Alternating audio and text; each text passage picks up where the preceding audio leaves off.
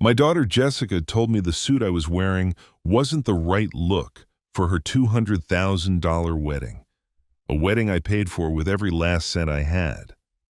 But what they don't know is that a man who has spent his entire life building things also knows exactly how to tear it all down to the foundation. Have you ever given everything you have to build the perfect day for someone you love, only to find out you're the one person who isn't on the guest list? Hello, everyone, and thanks for tuning in. My name is Frank. If you're listening, go ahead and hit that like button, maybe drop a comment, and let me know what city you're hearing this from.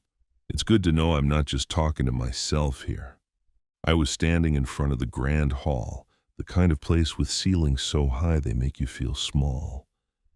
I could feel the cold of the big polished brass door handle seeping right through my thin dress gloves. From inside, I could smell the heavy, sweet scent of lilies, so many lilies, and hear the faint, polite notes of some classical music drifting out. This suit I was wearing, I'll be honest, it felt a little awkward on me. A little too new, too stiff. It wasn't me. It cost more than my whole pension check for the month, but I tried not to think about that. All I could picture was Jessica's smile when she saw herself in that white wedding dress, the dress I'd paid for by selling off a few of the old trusty power tools from my garage, tools I'd had for 30 years. I took a deep breath, the cold evening air filling my lungs. I tried to push away the image of my late wife Mary smiling beside me. She would have been so proud, her eyes tearing up the way they always did at happy moments. But tonight wasn't about me or Mary. Tonight I was just a father, here to see his little girl on the happiest day of her life. That's all I wanted to be. The door swung open, and for a second, everything was perfect. There was Jessica, holding onto David's arm. She looked like an angel, radiant. But then her eyes met mine, and they did this quick little scan up and down, from my shoes to my hair. There was no warmth in it.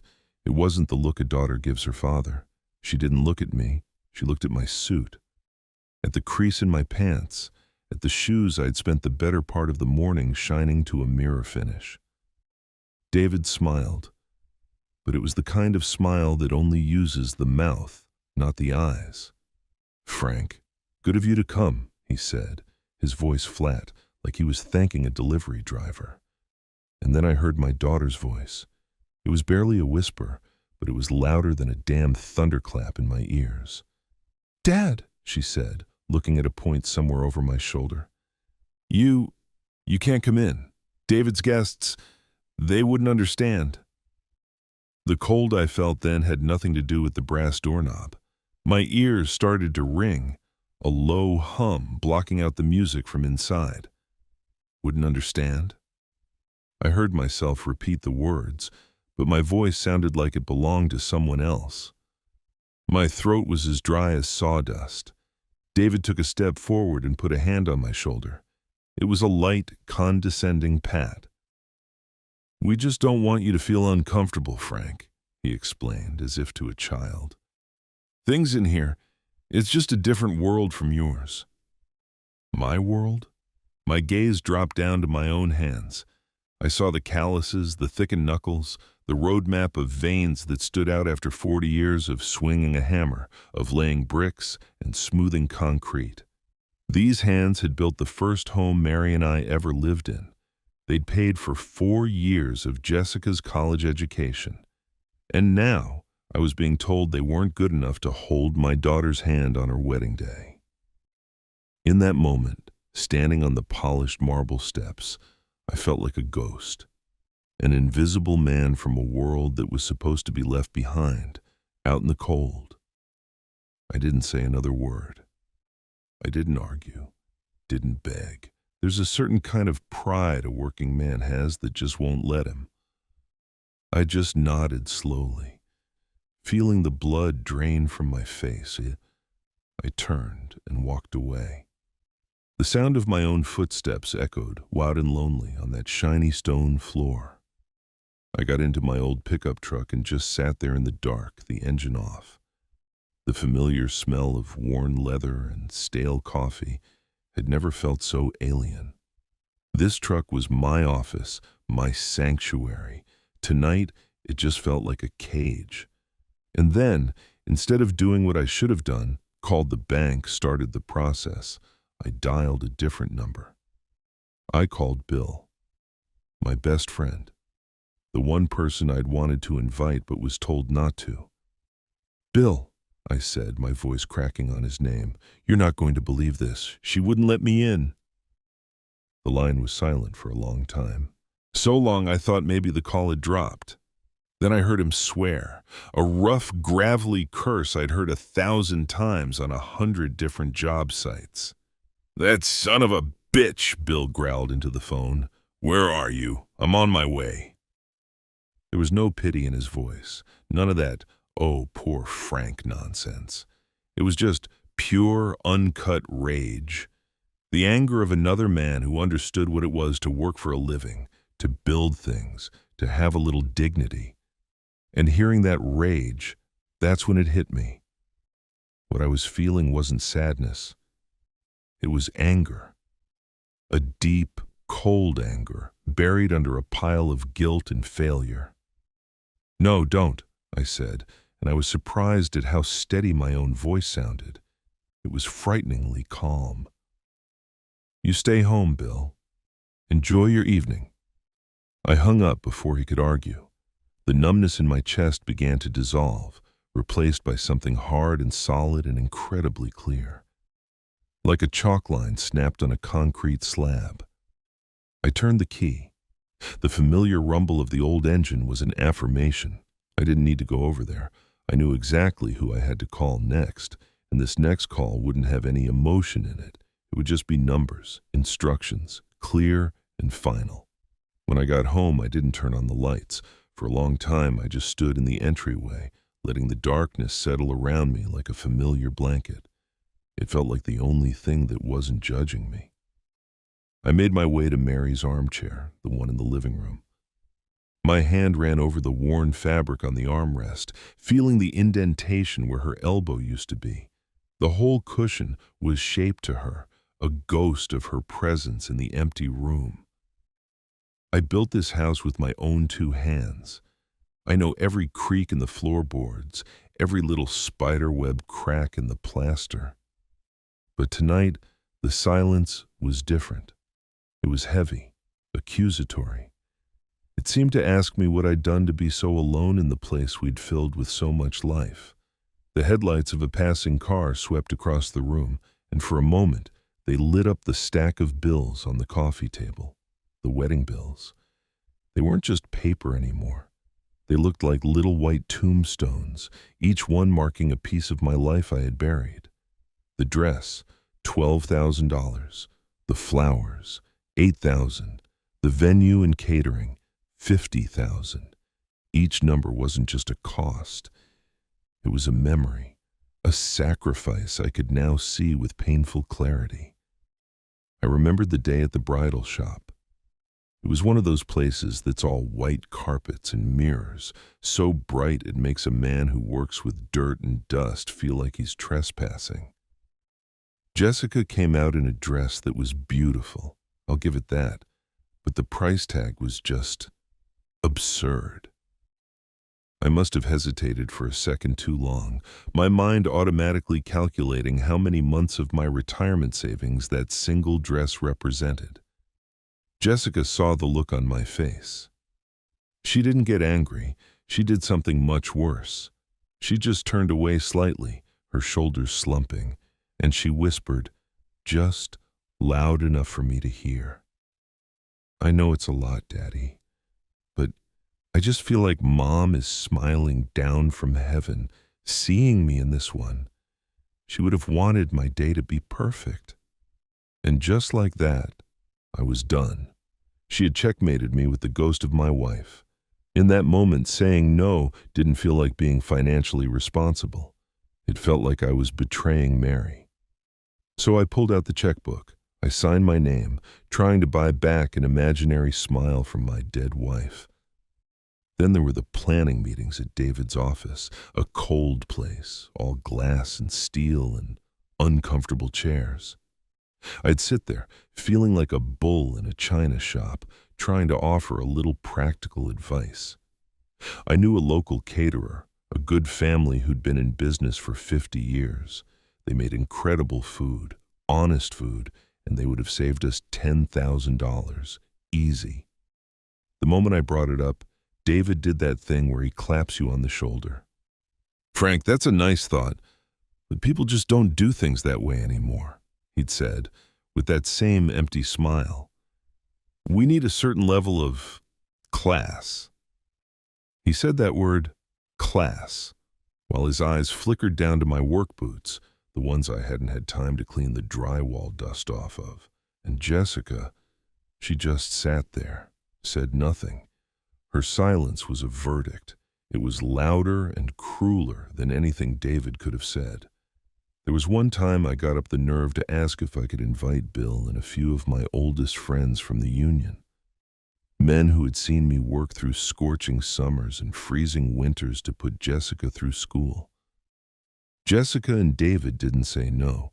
They just went quiet. A deep, heavy silence that lasted for days. They didn't answer my calls. They didn't stop by for dinner that Sunday like they always did. The house felt huge and empty. Finally, I was the one who broke. I called them, my voice stammering as I apologized for making things awkward. They had taught me a lesson, I realized now. They had taught me that loneliness was the price for speaking my mind. I pushed myself out of Mary's chair and walked into my small office. I was looking for my tax file, trying to get a real handle on the financial damage, but my fingers brushed against something else tucked away in the back of the filing cabinet, a worn, leather-bound notebook, Mary's old ledger. I hadn't opened it since she passed. The scent of old paper and dried ink rose up to meet me, a smell that was so uniquely her. I opened it, and her familiar slanted handwriting filled the pages. She'd written down everything. Every dollar we saved for a trip to Italy to celebrate our anniversary, a trip we never got to take. Every little note and sketch for the small wood shop she wanted to build for me in the backyard when I retired. Turning those yellowed pages, I wasn't just seeing numbers. I was seeing our life. I was seeing the real legacy Mary had left behind. It wasn't in a bank account. It was in these carefully laid plans, these quiet, shared dreams that we had built together over 30 years of small, daily sacrifices, and a horrible understanding washed over me. Jessica and David weren't just spending my money. They were carelessly, cruelly erasing Mary's legacy. They were taking her dreams, our dreams, and turning them into caterers and flower arrangements and expensive party favors for people who thought I came from another world. The ache in my chest was no longer a soft, breaking thing. It hardened. It grew cold and sharp. It was steel. Listening to this, have you ever felt like you've given so much, sacrificed your own dreams for someone else, only to feel like that sacrifice wasn't just unappreciated but completely invisible? Share your story in the comments below. I'd like to hear it. I didn't cry. Tears felt like a luxury I couldn't afford in that moment. Instead, I walked into the kitchen and brewed a pot of coffee, black and strong, the way I have every morning for the last 40 years before heading out to a job site. The heat from the ceramic mug warmed my hands. I didn't go back to Mary's chair. That was a place for grieving, for memory. I went to the dining room table, the solid oak table where I used to spread out blueprints and architectural drawings. I switched on the small desk lamp, the only light in the house, and its warm yellow glow pooled on the wood grain. Then I did something I hadn't done in years. From the bottom drawer of the old credenza, I pulled out a brand new accounting ledger, the kind with the crisp blue and red lines, the kind I used to track the costs on a construction project down to the last nail and screw. The clean, sharp smell of the fresh paper had a strangely calming effect on me. It was the smell of order, of facts. I opened it to the first blank page. My hand, usually so steady with a hammer or a trowel, trembled just a little as I picked up my old fountain pen. It was a gift from Mary for our 10th anniversary. I could hear the delicate scratch of the nib on the paper. It was a tiny sound, but in the dead silence of the house, it echoed like an oath being sworn. I didn't write down angry words. I didn't write down my pain. I just wrote a title at the top of the page in my best block letters, as neat and careful as if I were carving a name into a cornerstone. Expenses for Jessica Miller. I stared at that heading for a long time. This wasn't an act of anger. This was work. And I am a man who has always taken pride in his work, in doing a job right. I started with the most recent entries, the wedding. I took the pile of bills from the coffee table and began. I smoothed out each receipt, each invoice, and recorded the numbers one by one in the columns. The dress, $12,000. The flowers, $8,000. The venue, $50,000. On and on it went, a litany of excess. But I didn't stop there. Once the wedding was accounted for, I went deeper. I pulled out dusty boxes of old tax records and bank statements from the office closet. I went back years. The post-graduation trip to Europe for Jessica, the first car she said she needed for her new job, the down payment on the condo she and David lived in. Every single withdrawal, every major check was meticulously recorded. The date, the amount, a short, simple note. The pages of the new ledger began to fill up, but it didn't take long for me to realize that the numbers, as shocking as they were, didn't tell the whole story. Behind every major expense, there was an invisible sacrifice, a debt that couldn't be quantified in dollars and cents. That trip to Europe. I'd paid for it by selling the small fishing boat Mary and I had bought together, the one we were supposed to use in our retirement. Jessica's college tuition had been paid for by taking out a second mortgage on this very house, the house I had built for our family. I started adding new notes in the margins, next to the cold, hard numbers. Sold the boat. Second mortgage. My ledger was slowly turning into something else. It was becoming a journal, a detailed accounting, not just of money spent, but of a life that had been cashed in piece by piece. As the columns grew longer, stretching through the years, a pattern began to emerge, sharp and undeniable. The largest, most extravagant expenses, the ones that made the least sense, all had one thing in common. They started after David came into the picture. He was always there in the background of these financial discussions, a quiet, reassuring presence, always ready with a logical-sounding reason why Jessica needed this or deserved that. I started remembering conversations I had dismissed at the time. The way he would casually ask about my retirement fund, my investments, cloaking his questions in concern. "Just want to make sure you're set up for the future, Frank," he'd said more than once. Hearing those words in my memory now, they didn't sound like friendly advice. They sounded like a threat. He wasn't just a passenger on this gravy train. He was the one conducting it. And he wasn't just after Jessica's inheritance. He was surveying the entire foundation I'd spent a lifetime building. I worked straight through the night. By the time the first gray light of dawn started to filter through the kitchen window, my coffee was long cold and the ledger was nearly 10 pages full. I closed the book. I felt a deep, bone-weary exhaustion, but underneath it, there was a feeling of cold, hard clarity. The hurt, the confusion, the shame, it was all gone. All that was left were the facts, neatly arranged in columns of blue and red ink. The chaos of my emotions had been replaced by the order of a blueprint. I had my plan. Now, it was time to start building.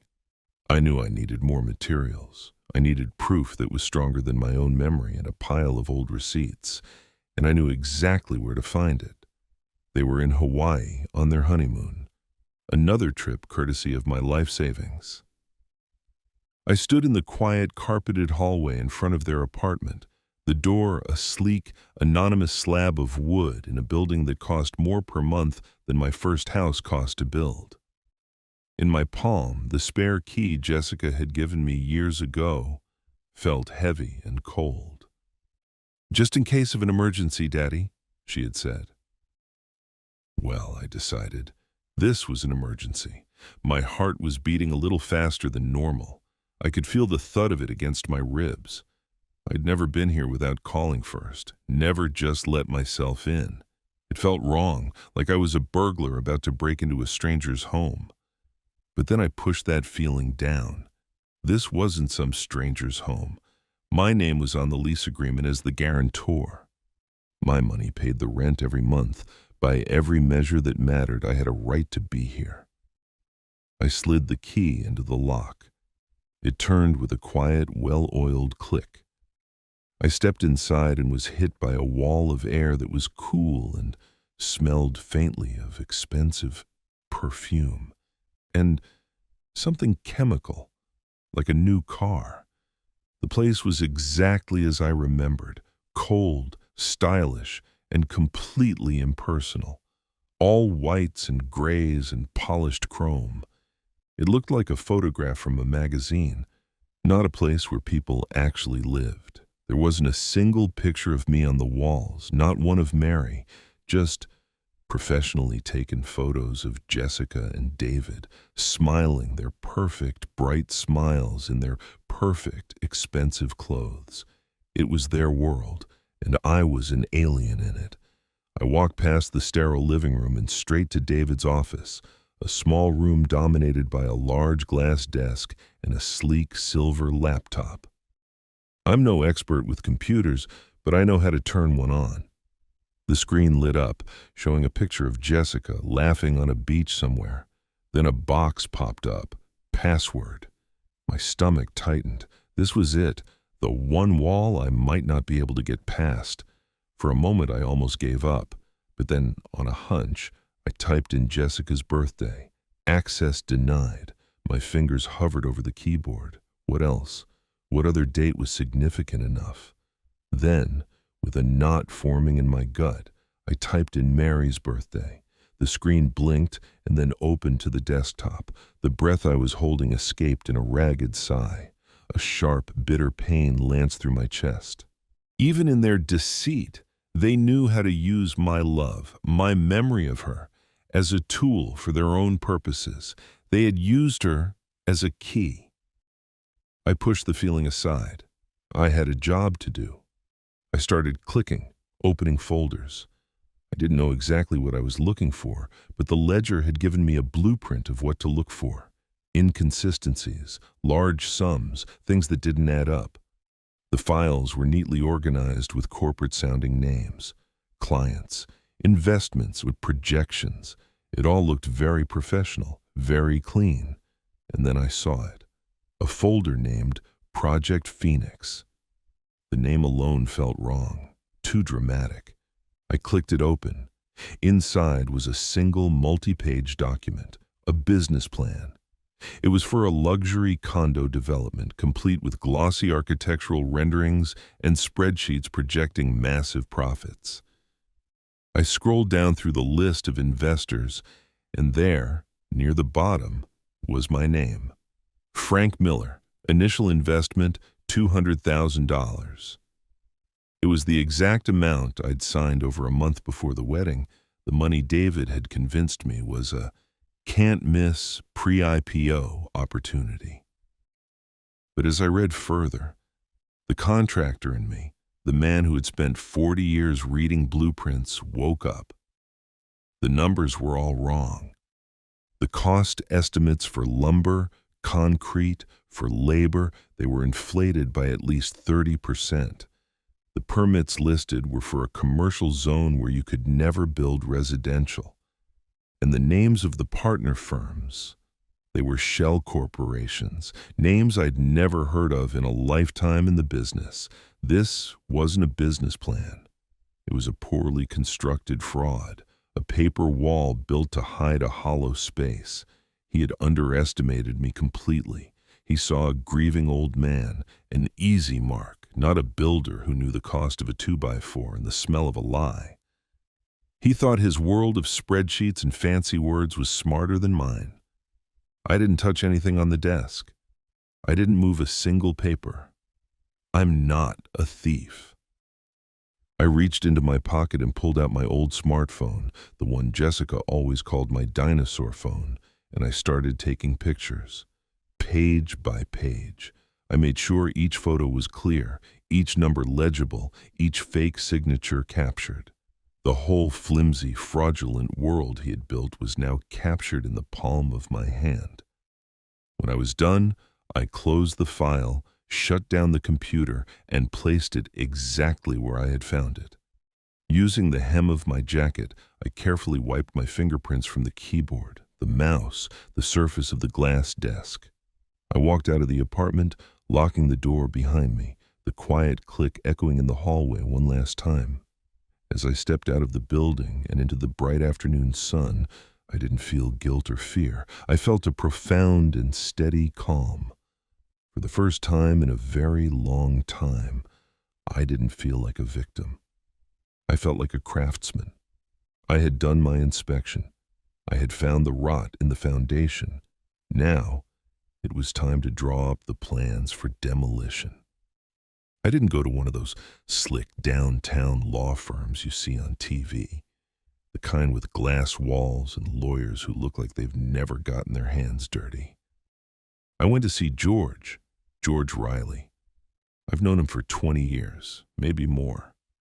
He's the lawyer who's handled all my construction contracts, the guy who knows the difference between a load-bearing wall and a lawsuit. His office is on the second floor of an old brick building, the kind with floors that creak and windows that actually open. It smells like old paper and strong coffee, and it's cluttered with stacks of files that seem to defy gravity. It's a place where real work gets done.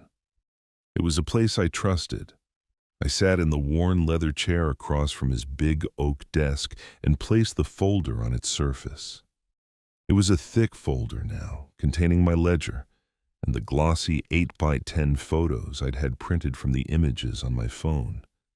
George leaned back, his reading glasses perched on the end of his nose, and gave me a long look. "All right, Frank," he said, his voice a familiar, gravelly rumble. "You look like you've seen a ghost. What's going on?"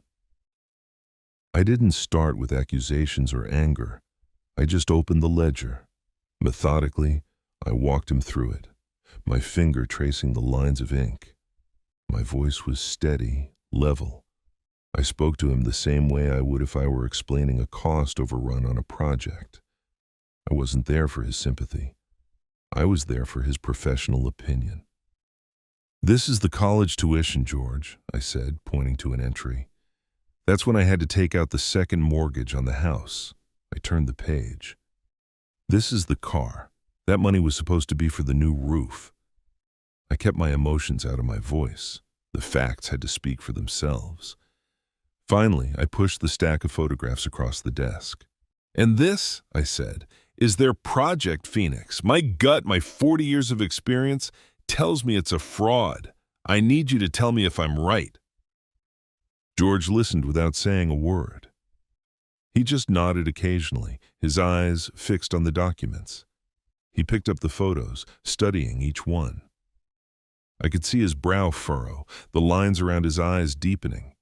He put on his glasses properly and leaned in closer, his focus absolute. Then he picked up a red pen. He started circling things on the printouts, the same things I had noticed, the impossible material costs, the non-existent permits, the shell corporations. The only sound in the room was the scratch of his pen on the paper and the slow ticking of the grandfather clock in the corner. When he was done, he put the pen down, leaned back in his chair, and took off his glasses, rubbing his eyes like he was trying to wipe away something ugly. The silence stretched on for a long moment. Finally, He looked me straight in the eye, and for the first time in all the years I'd known him, I saw real, cold anger there. "Frank," he said, and his voice was low and hard as iron. "This isn't just a scam. This is a textbook case of elder exploitation. That son of a bitch is systematically draining you." Hearing him say it, hearing my chaotic, painful suspicions given a clear legal name, felt like a 1,000-pound weight being lifted off my shoulders. I wasn't crazy. I wasn't a paranoid old man. My experience was valid. My instincts had been right. George wasn't talking about hurt feelings or family drama. He was talking about the law. "Okay," he said, pulling a yellow legal pad towards him. "Here's what we do first." His voice was all business now. "We freeze every account you have any connection to. Every joint card, every line of credit, especially that $200,000 investment fund. We have to cut off his access to your money immediately. Can you do that this afternoon?" He looked at me, not with pity, but with expectation. This was no longer just my private pain. It was a case. It was a job to be done. I gave him a single, firm nod. "I can." "Good," he said, scribbling notes. "Next, I'm drafting a formal letter to Mr. David Miller demanding a full accounting of this Project Phoenix. We're going to put him on official notice. We'll see how he reacts when a letter comes from my office instead of a phone call from his father-in-law. And Frank," he paused, looking at me intently, "do not talk to them. Not a word. From this point forward, you let me do the talking." He laid out a few more steps using legal terms I didn't fully understand, but it didn't matter. I understood the strategy. I trusted the man in charge of it. When the meeting was over, George stood up and walked around the desk, extending his hand. "You did the right thing coming to me, Frank," he said. "Don't you worry. We're going to fix this." I shook his hand. It was a strong, solid handshake, the kind two men who build things for a living share. I walked out of George's office feeling like a different man. The folder in my hand felt lighter. The sky outside seemed brighter. I was no longer a broken-hearted old man, lost and alone in the ruins of his life. I had a blueprint. I had an ally. I knew my next step. I was going to the bank. The sadness was still there, of course, a dull ache in my chest whenever I thought of the daughter I thought I knew. But layered on top of it now was a solid, unwavering sense of purpose. The demolition was over. The real work was just beginning. A bank is a strange place when your world is falling apart. Everything is quiet and cold, from the polished marble floors that echo your footsteps to the professionally pleasant smiles of the tellers behind the glass. In my worn work clothes, I felt like a ghost haunting a palace. I walked up to the reception desk and asked to see the branch manager. While I waited, I sat on a stiff modern chair in the lobby, my folder resting on my knees. I watched people come and go, a young couple applying for a mortgage, an old woman depositing her pension check, a businessman talking urgently into his phone. Each of them in their own world, carrying their own stories, their own burdens. I wondered if any of them were having a day like mine, a day where you have to make the calculated decision to detonate a part of the life you spent a lifetime building. The manager, a sharp young woman named Ms. Davis, called my name and led me to her glass-walled office. It was just as cold and impersonal as the lobby. She gave me that same professional smile. "Mr. Miller," she said, folding her hands on the desk. "How can I help you today?"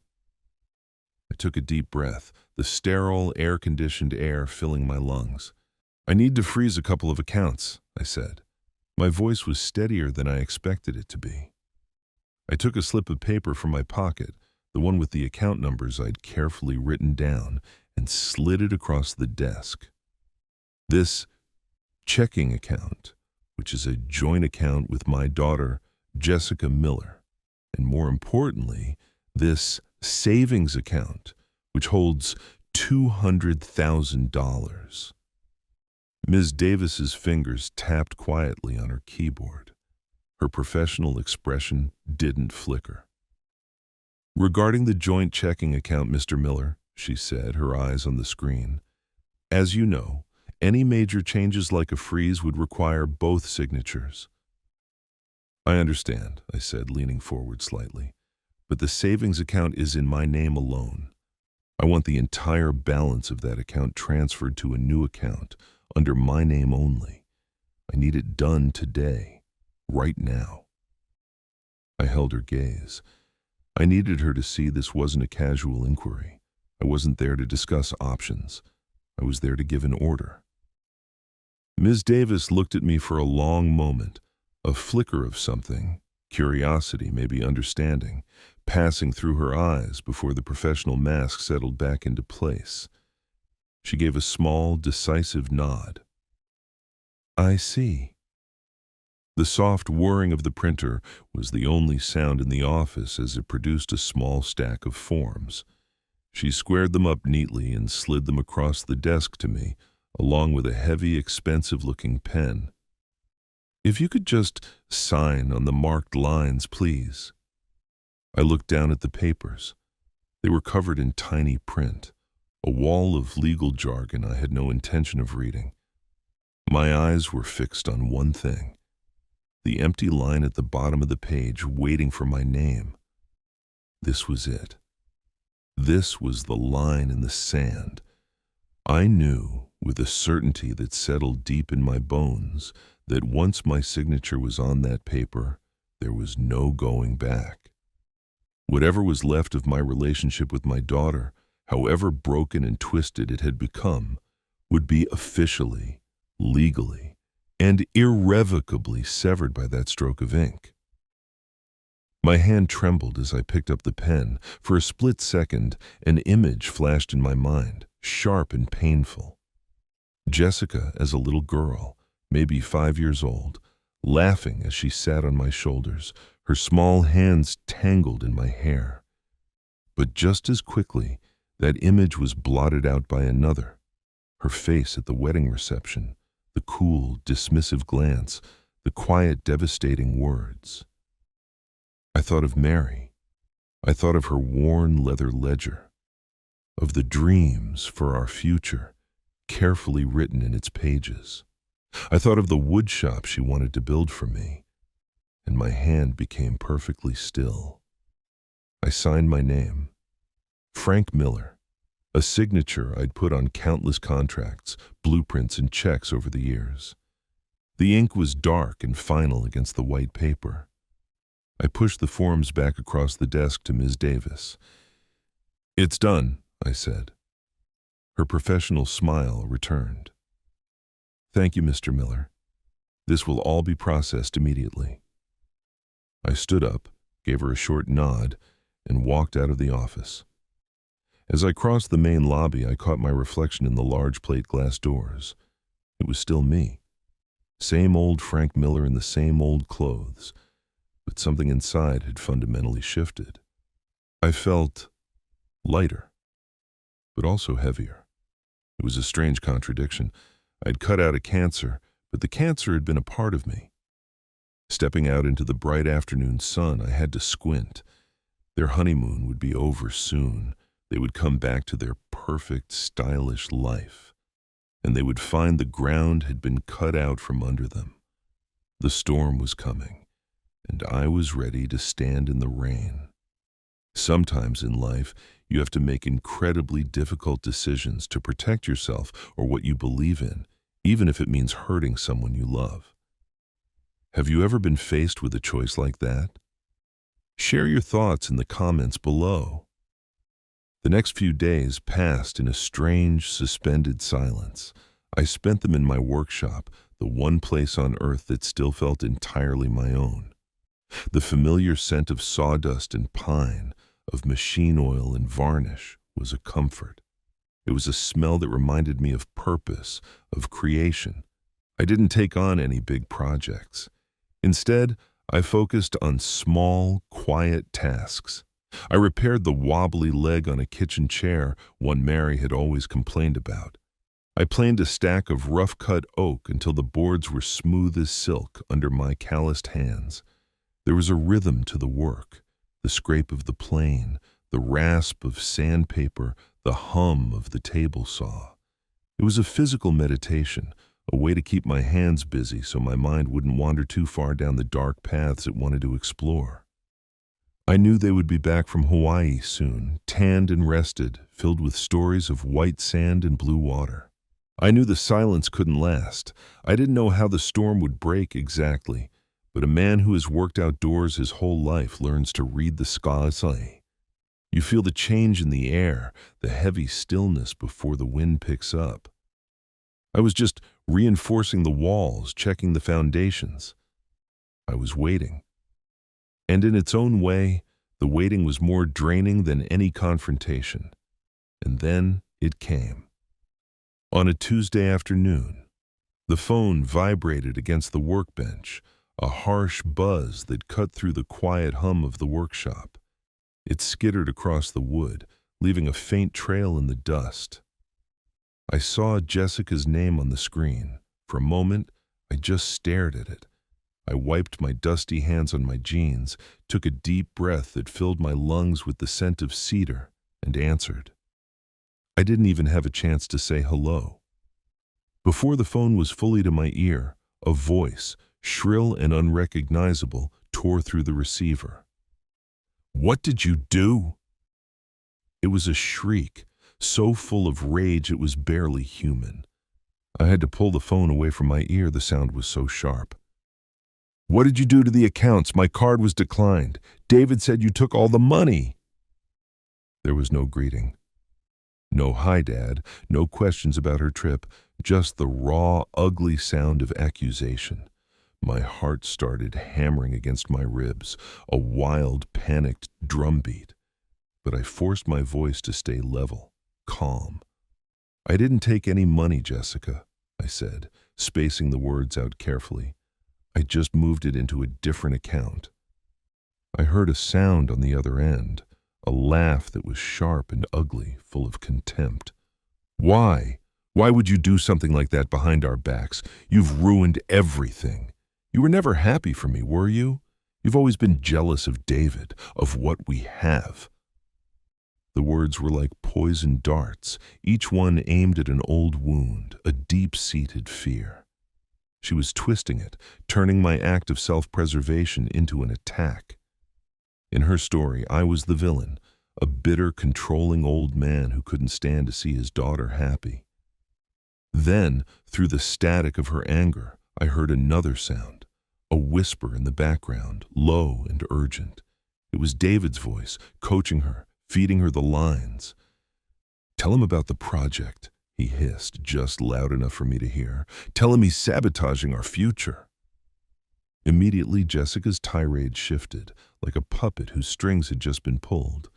"And Project Phoenix, that was our future, Dad, our big chance, and you're blowing it all up because of your own petty selfishness." Listening to her parrot his words, something inside me broke. It wasn't anger anymore. It was a profound and hollow sadness. She wasn't just being influenced by him, she was an extension of him.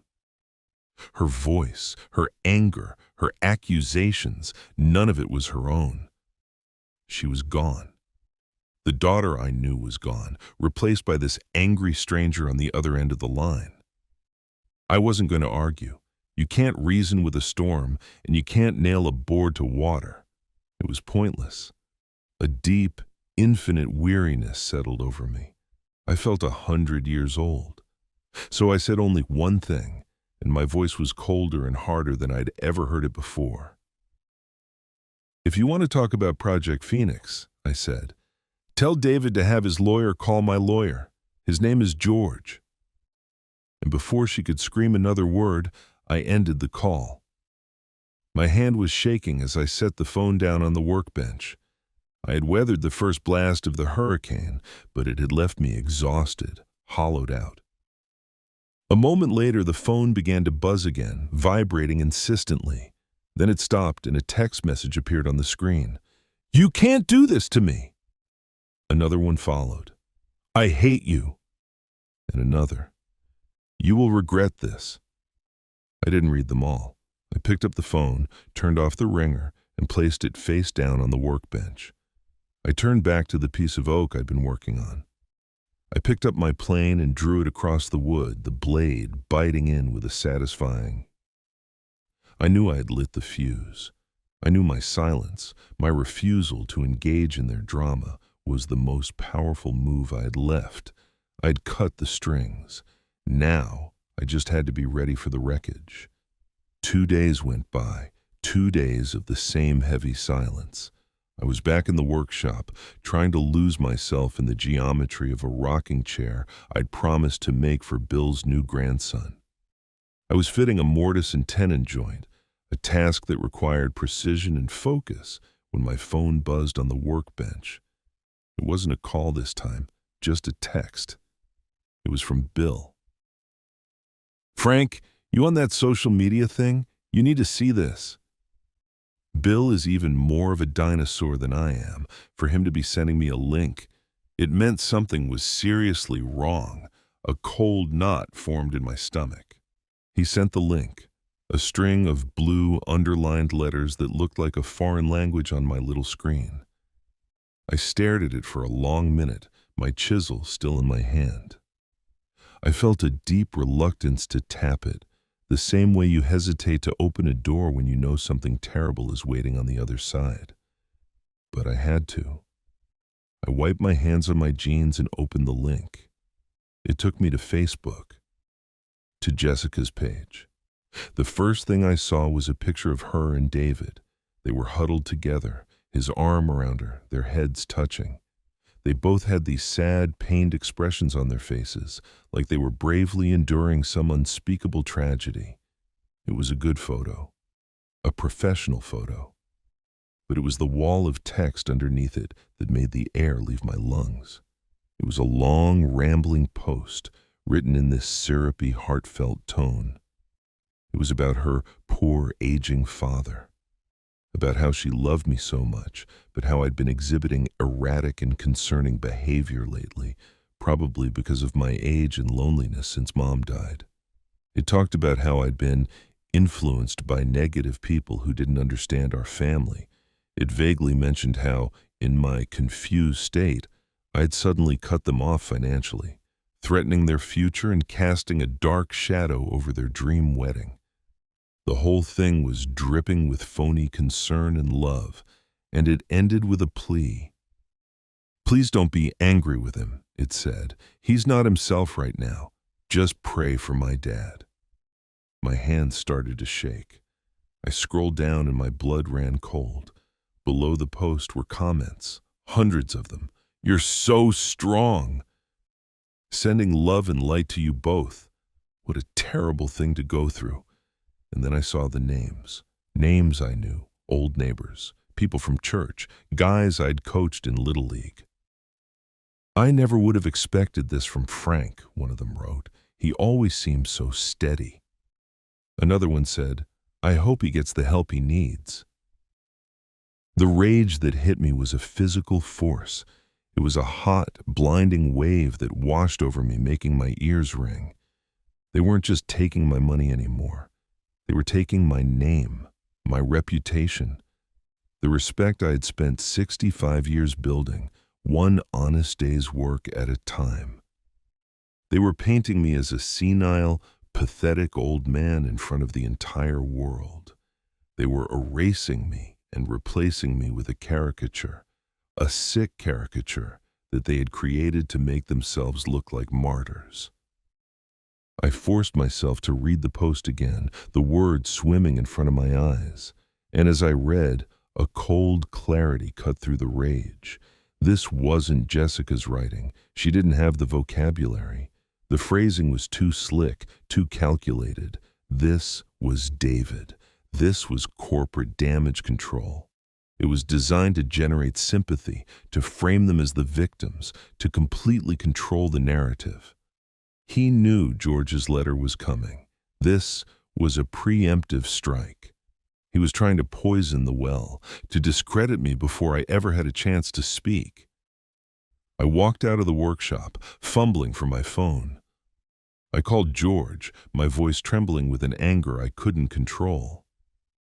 "George, did you see it? Did you see the post?" "I saw it, Frank," he said. His voice was unnaturally calm, a steady rock in my storm. "I've been waiting for this. It's a classic move for a guy like him. It's called a smear campaign."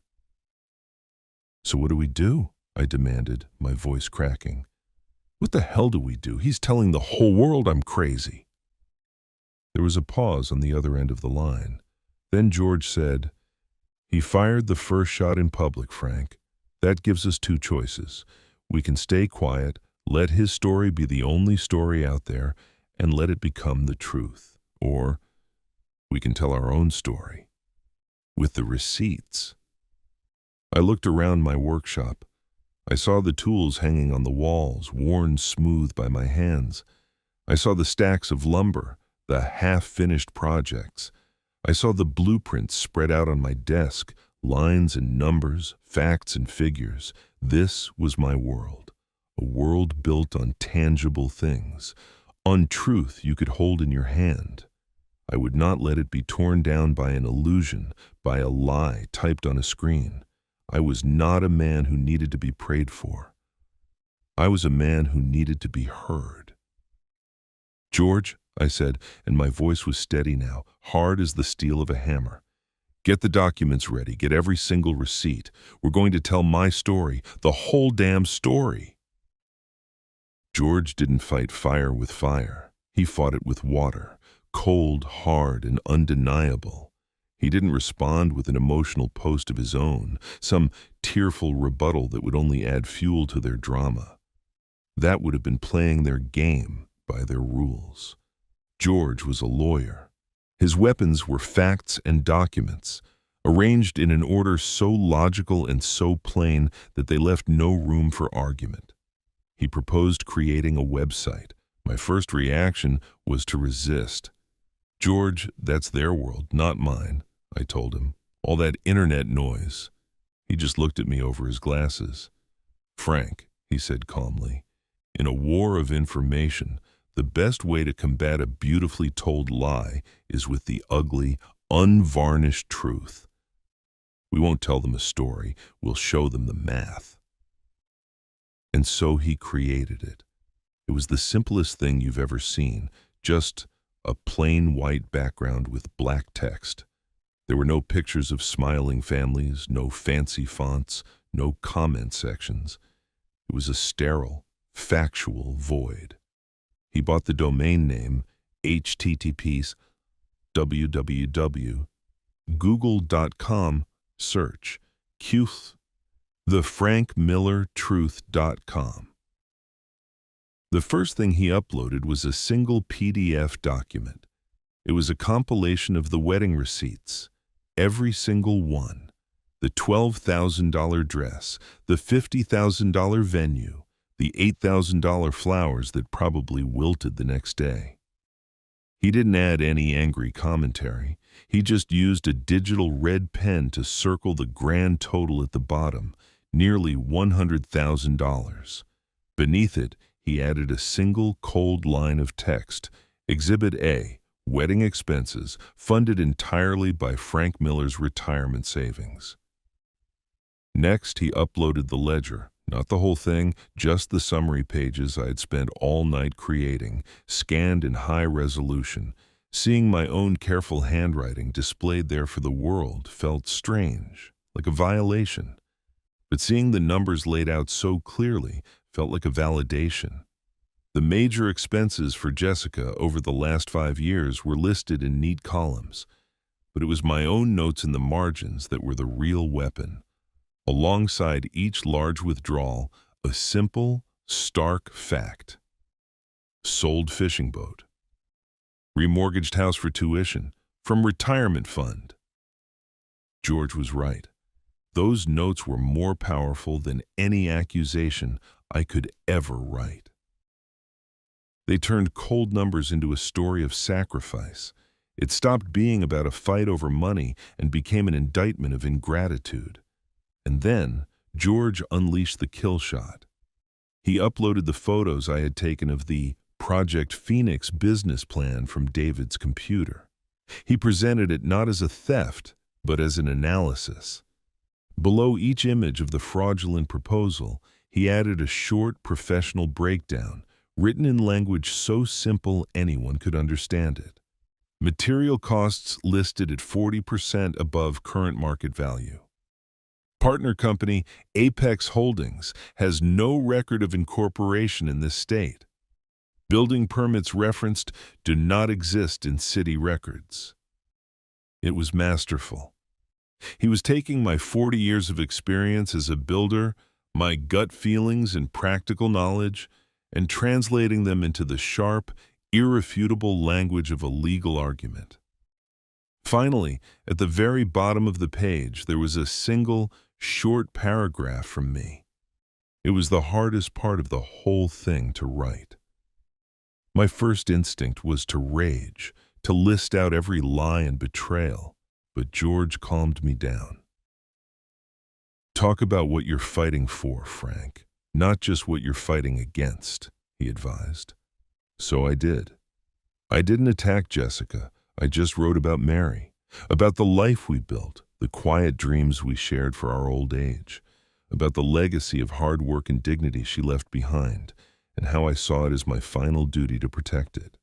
I wrote that I would always love my daughter, but that I could not and would not stand by and watch her mother's memory be dismantled by greed and deception. I ended it with one simple sentence. I am not looking for your pity. I am only asking you to look at the truth. We didn't share the link on social media. We didn't get into a public shouting match. George just quietly emailed it to a handful of local journalists and a few of the more respected, level-headed people in our community, the ones whose opinions actually mattered. And then we waited. The silence that followed was agonizing. But then, slowly, a change began. The flood of supportive comments on Jessica's page started to dry up. They were replaced by something else, questions. Can you explain these receipts? Someone asked. What is this Phoenix project they're talking about? The foundation of blind sympathy David had built began to crack under the weight of actual evidence.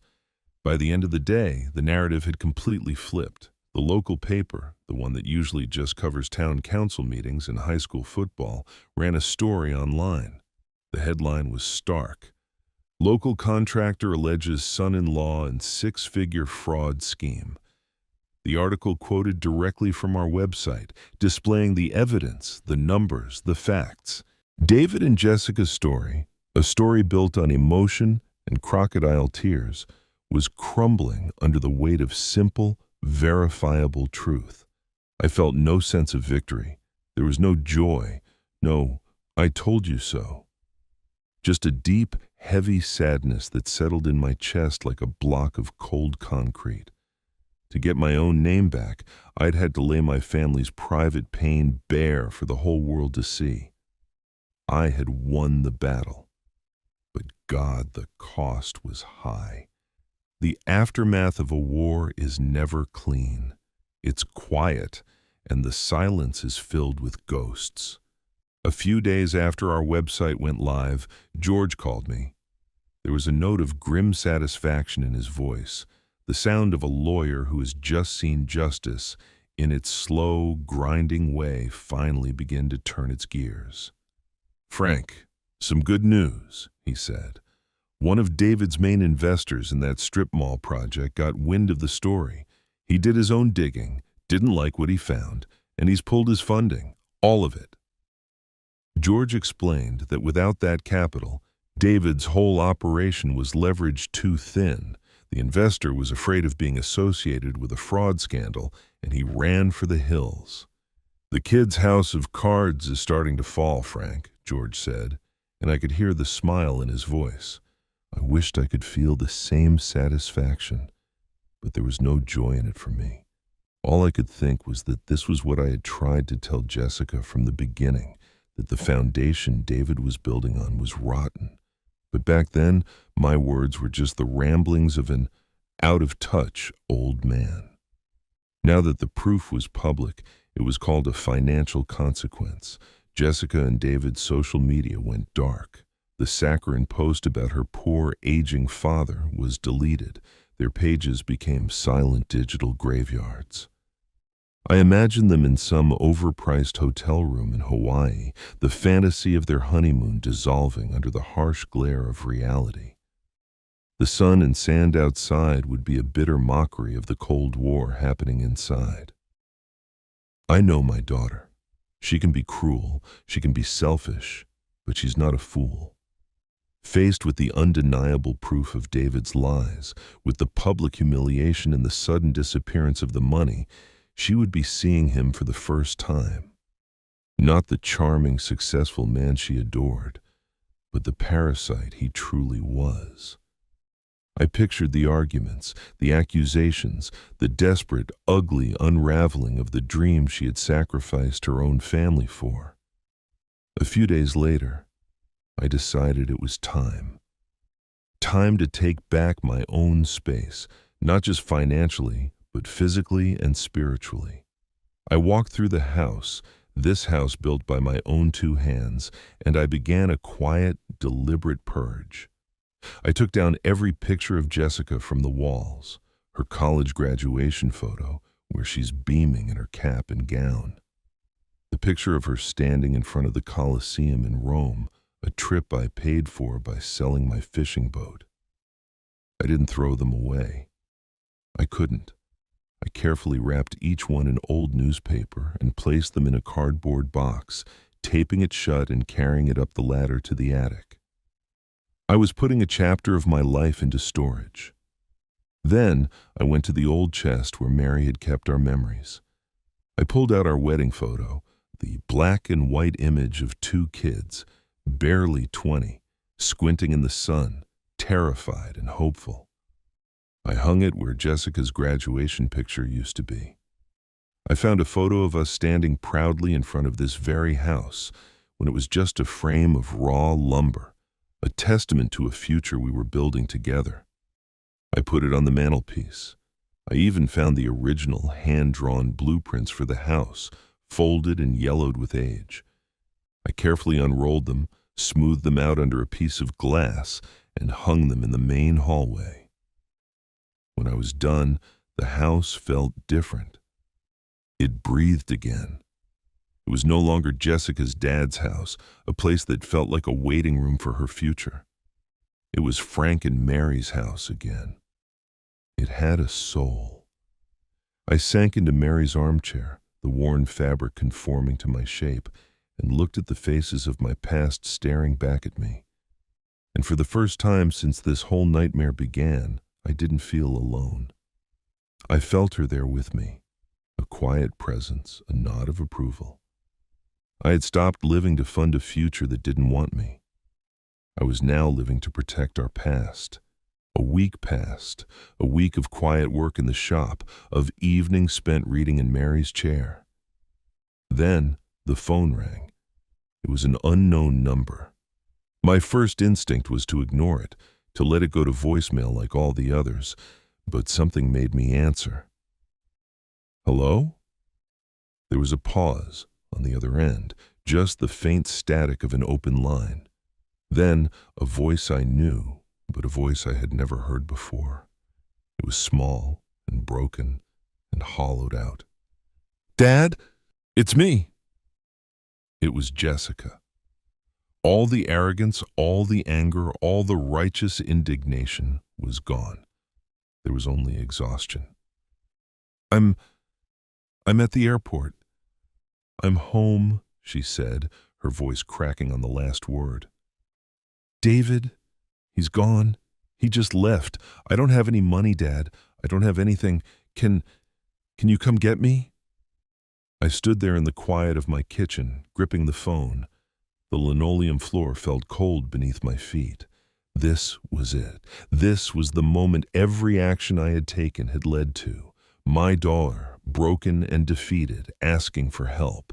The vengeful part of me, the part that still stung from the humiliation, wanted to say no. It wanted to tell her to call her high-powered friends. It wanted to let her feel the full weight of her choices. But then I heard it. A small, choked sob through the phone. And in that sound, she wasn't the cruel stranger from the wedding. She was just my little girl, lost and alone. Whatever she had done, whatever she had become, she was still my blood. My daughter. I let out a long, slow breath I didn't realize I'd been holding. The war for my honor was over. But the war of being a father, that war never ends. "Which gate are you at?" I asked. I pulled the old pickup truck to the curb at the arrivals terminal. Through the massive glass windows, I saw her. She was sitting on a hard plastic chair, dwarfed by two ridiculously expensive-looking suitcases, the kind that would look more at home in a fashion magazine than at the feet of a woman who had just lost everything. She looked small, lost in the river of travelers flowing around her. The perfectly styled hair she always maintained was now a tangled mess, and I could see the dark streaks of mascara running down her cheeks even from a distance. When she saw the familiar shape of my truck, she stood up, a slow, hesitant movement. She wouldn't look me in the eye as she loaded her bags into the truck bed, the silence between us already a heavy, suffocating blanket. The drive home was the longest 20 minutes of my life. I didn't ask about David. I didn't ask about the money. I just drove, my hands gripping the worn leather of the steering wheel. The familiar rumble of the engine was the only sound between us. This silence was more damning than any accusation, more potent than any lecture. It was a vacuum, and I knew it was forcing her to confront the wreckage she had made. I could see her out of the corner of my eye, glancing at me every few minutes, her face a mixture of fear and exhaustion. I think she was waiting for the explosion, for the rage she deserved, but I wouldn't give it to her. Anger was a gift she hadn't earned. Back at the house, I unlocked the door and held it open for her. She stepped inside and froze, her eyes immediately drawn to the walls of the living room, to the pictures of her mother, to the blueprints of the house hanging in the hallway. Her face paled. This wasn't the house she had left. This was a place she was no longer the center of. I walked past her into the kitchen and started a pot of coffee, the motions familiar and grounding. I poured 2 mugs, black, and set them on the kitchen table, the one I'd built myself 30 years ago. Then I walked into my small office. I came back with 2 items.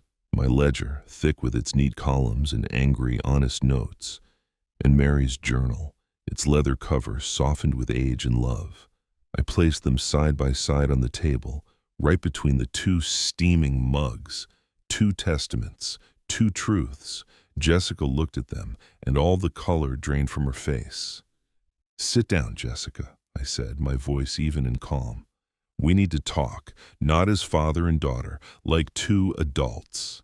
She sank into the chair opposite me, her eyes fixed on the 2 books as if they were coiled snakes. I didn't open my ledger. Instead, I pushed Mary's journal across the table toward her. "Open it," I said quietly. "Your mother wrote down all of our dreams in there." Her hands trembled as she reached for it. She traced the faded gold letters of Mary's initials on the cover before opening it.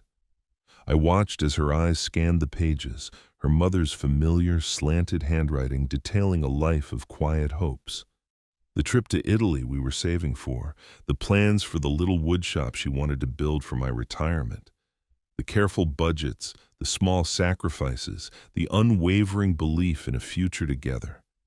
And then she broke. It wasn't the petulant crying I had seen before. This was a deep, ragged, soul-tearing sob. It was the sound of true remorse. "It was David," she choked out between gasps, the words tumbling out in a torrent of shame.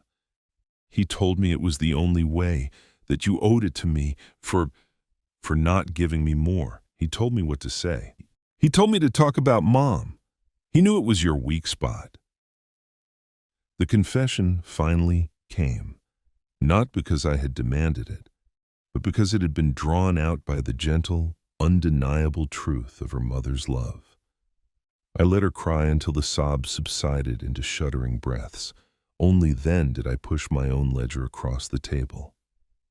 Now look at this.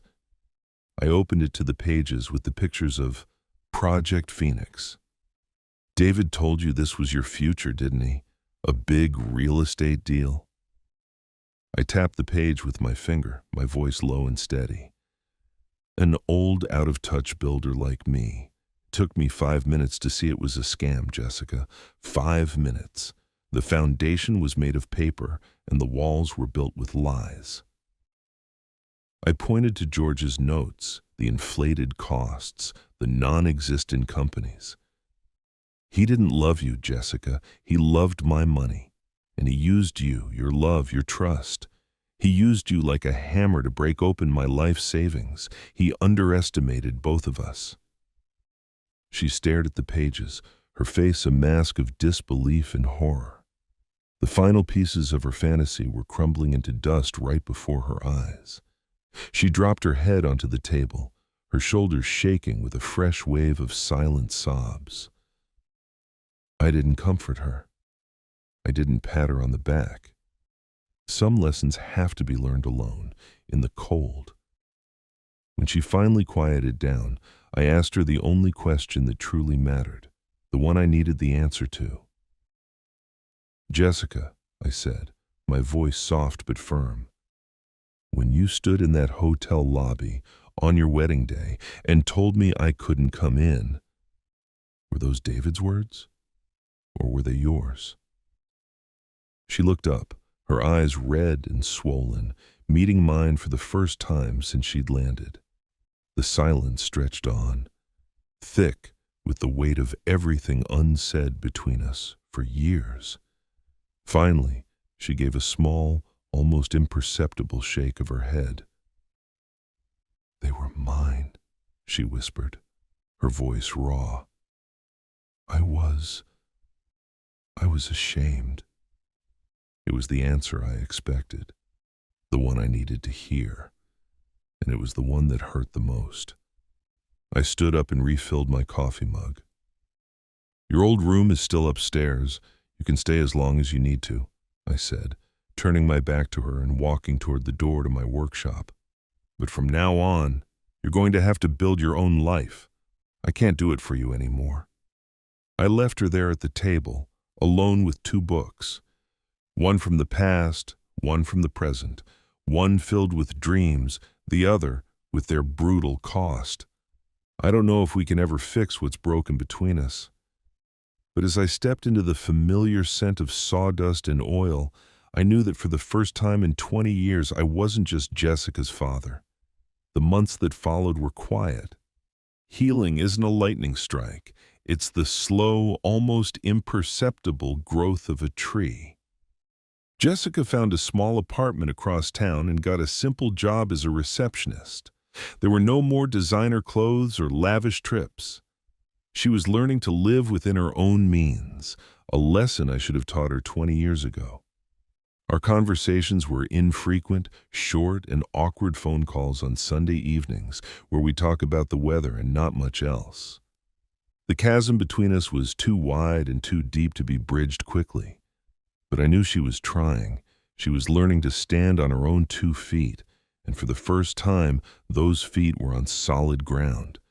And I was learning to live a new life too, a life that wasn't defined by the next financial request, a life that didn't revolve around trying to please someone who couldn't be pleased, a life that was my own. I was back in George's office, but the atmosphere was entirely different. The air wasn't thick with tension and the scent of a coming battle. It was calm. Sunlight streamed through the dusty window, illuminating the worn leather of the chairs. "So what are you going to do with the money, Frank?" George asked, leaning back in his chair. "The 200 grand. Jessica could probably use it." I shook my head slowly. I've given her enough, George, more than enough. What she needs now, money can't buy. I slid a folder I'd prepared across his desk, a folder filled with my own careful research and handwritten notes. This is what I want to do. George put on his reading glasses and opened it. He read the title page out loud, his voice filled with a quiet surprise. The Mary Miller Memorial Scholarship Fund, for students attending state vocational and trade schools. He looked up at me over the rim of his glasses, his eyebrows raised. Trade schools? Why? Because that's us, George, I said, a certainty in my voice that I hadn't felt in years. That's my world. It's the world of people who build things, who create with their hands. Mary always said a good carpenter is just as valuable as a doctor. She believed in the dignity of a job well done. I don't want her legacy to be a ridiculously expensive wedding dress or a party for people we didn't know. I want her legacy to be a chance for other kids like I was, to get a good start, to learn a skill, to build something real for themselves. The next day, I was back where I belonged, my workshop. The familiar smell of sawdust and pine was like coming home.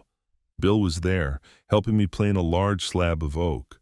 We worked in comfortable silence for a while, the only sounds the rhythmic scrape of the hand plane and the hum of the dust collector. So you're really doing it then? Bill finally asked, not looking up from his work.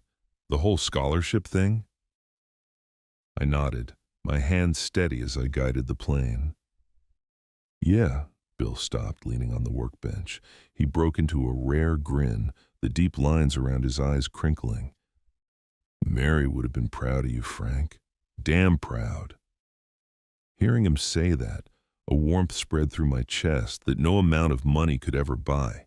It was the validation I'd been searching for all along, not from my daughter, but from a man who shared my values, who understood the language of sweat and hard work.